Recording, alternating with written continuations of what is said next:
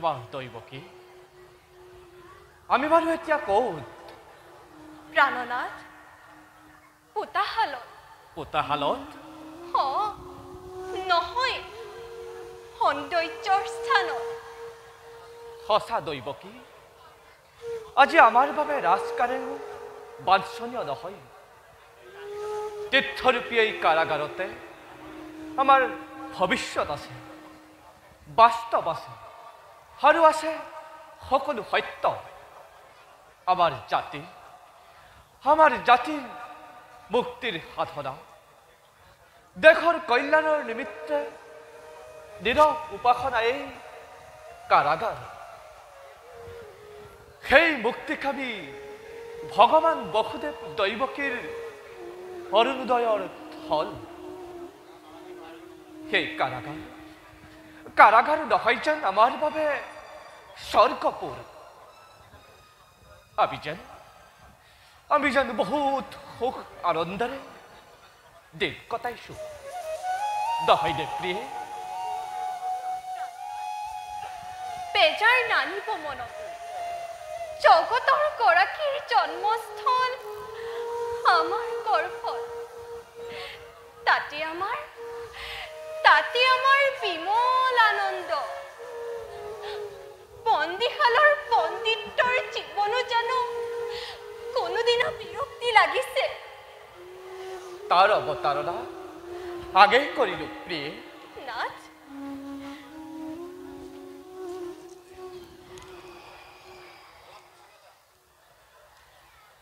বসুদেৱ ভগ্নীপতি দাদা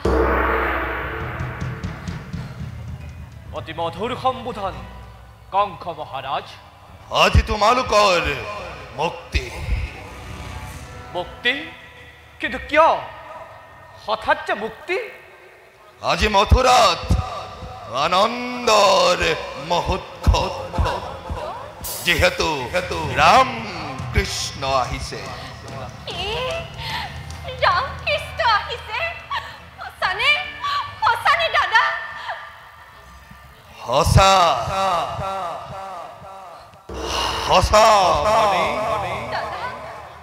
ৰাম কৃষ্ণ আহিছে এই কংসৰ প্ৰাণ বৈৰী হৈ আৰু সেই উপলক্ষে সকলো ৰাজবন্দীৰ মুক্তি কিন্তু আমি যে সেই মুক্তি ল'বলৈ অসমৰ্থ দাদা মুক্তি ল'বলৈ অসমৰ্থ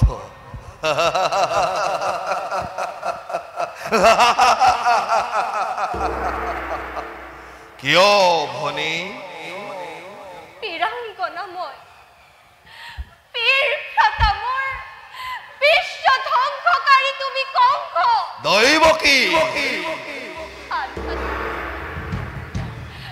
আনহাতে বীৰ পুত্ৰ বিশ্ব সৃষ্টিকাৰী শ্ৰীকৃষ্ণ সেয়েহে কৃষ্ণৰ জননীয়ে লোকৰ অনুগ্ৰহত পোৱা মুক্তি গ্ৰহণ নকৰে দাদা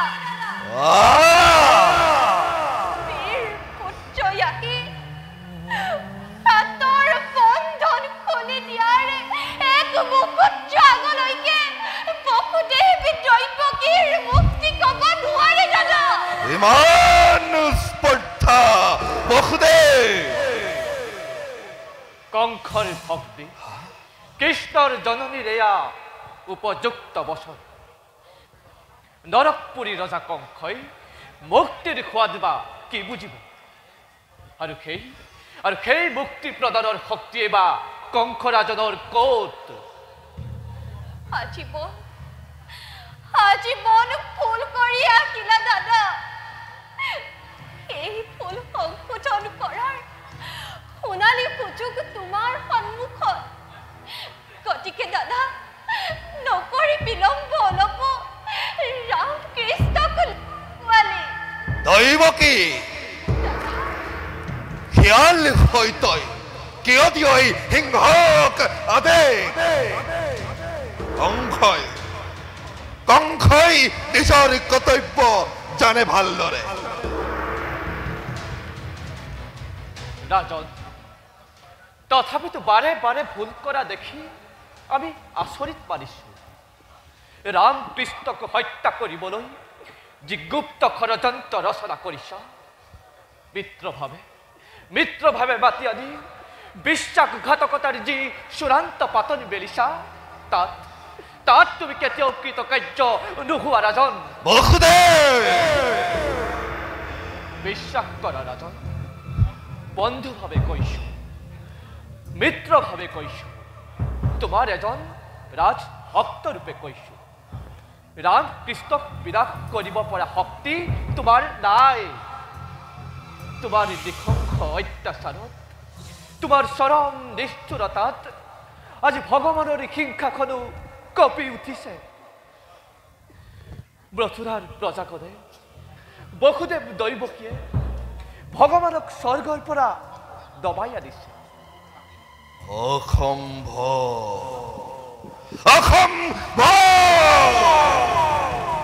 প্ৰণৱ নবকিবা বসুদেৱ।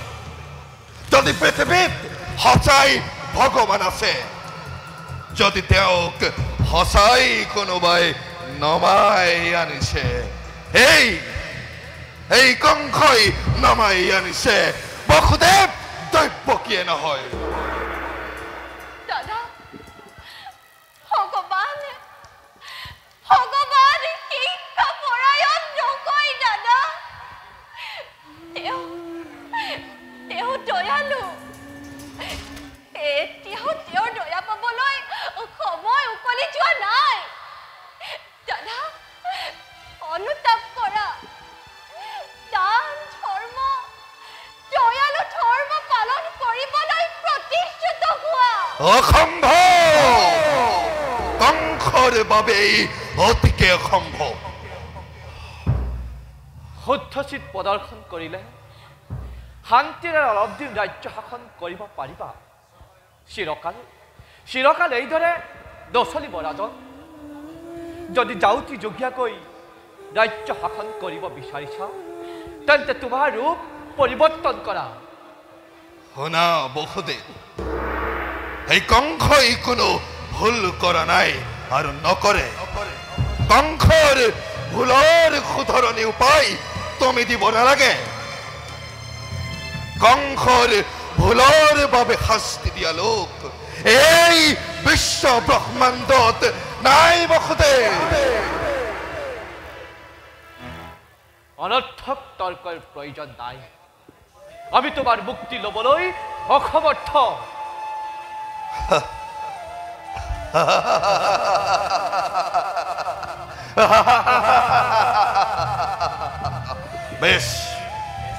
বেশ কথা, মই আহিম, কিন্তু মনত ৰাখিবা বসুদেৱ, এই উদ্ভণ্ডালীৰ শ্ৰেষ্ঠ উপহাৰ ল'বলৈ নিজকে ৰাখিবা প্ৰস্তুত।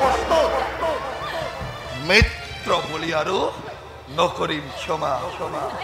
ঘাতকৰ তপ্ত হানি, চাবুকৰ স্পৰ্শ পাবলৈ সাজু থাকা বসুদেৱ।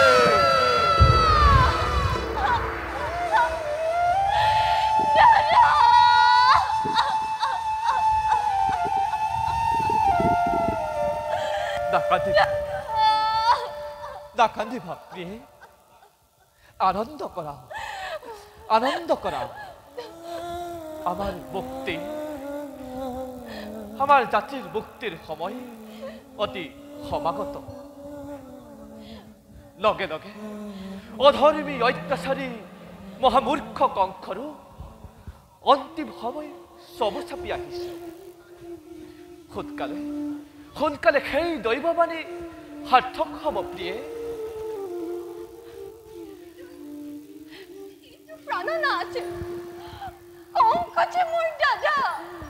শ্ৰীকৃষ্ণ যে তোমাৰ পুত্ৰ,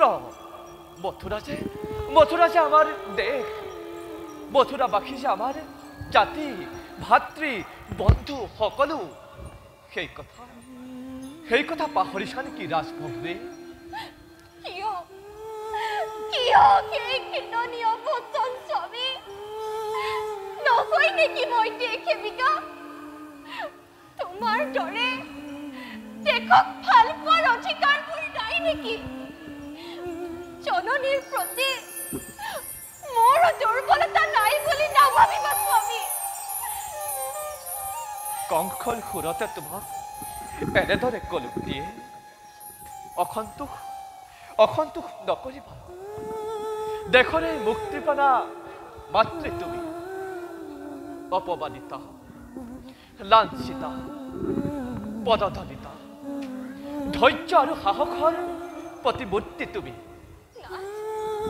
তুমি দেৱী, নোহোৱা মানৱী। পুত্ৰৰ স্নেহেৰে আপ্লুত হবা অচিৰে। আৰু হয়তো খন্তেক সময়ৰ পাছতে আন্ধাৰ আঁতৰি পোহৰৰ ৰেঙনি জিলিকি উঠিব। সঁচানে স্বামী? সঁচা প্ৰিয়ে।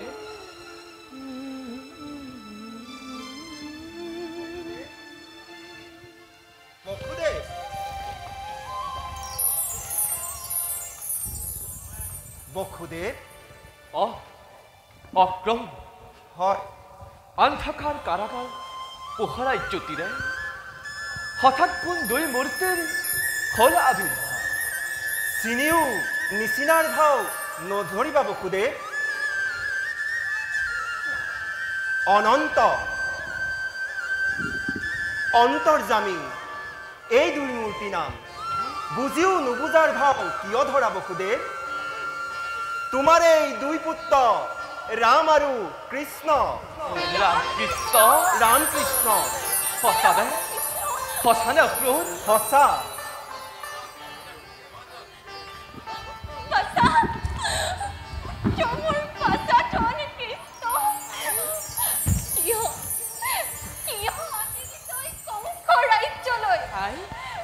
জানিব পাৰিলে সেই অত্যাচাৰী কংসই জীয়াই নাৰাখে কপটক বাচা, জীয়াই নাৰাখে।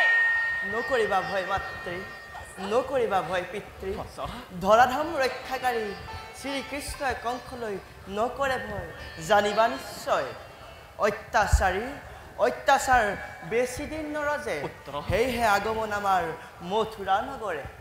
পিতৃ মাতৃ শুনা দুইজনে। ভূভাৰ ৰক্ষাৰ ভাৰ আমি কৰিছো পাল। লক্ষ্য হ'ল আমাৰ পৃথিৱীত শান্তি স্থাপন। উদ্দেশ্য হ'ল আমাৰ কংসক নিধন। দিনে দিনে প্ৰজ্বলিত হৈছে অশান্তিৰ দাবানল। মথুৰাৰ সাধুসন্ত কৰিব লাগিব আমি পাল। মনত পৰেনে আই জন্মৰ ক্ষণ? মনত পৰেনে পিতৃ পূৰ্বৰ বচন? পূৰ্বৰ কথা মতে আহিছো আমি এই স্থানে। সেইবাবে দুৰ্ভাৱ নানি পাবন। বলা এবে সকলোটি কৰো হুকম। দেখা কৰো মামা ৰূপী কংস ৰাজন। কঙালৰ ঠাকুৰৰ খ্যাতিৰে জগত উপচি পৰি আজি মোৰ নয়ন সাৰ্থক হ'ল। বলা আমি আগবাঢ়ি যাওঁ।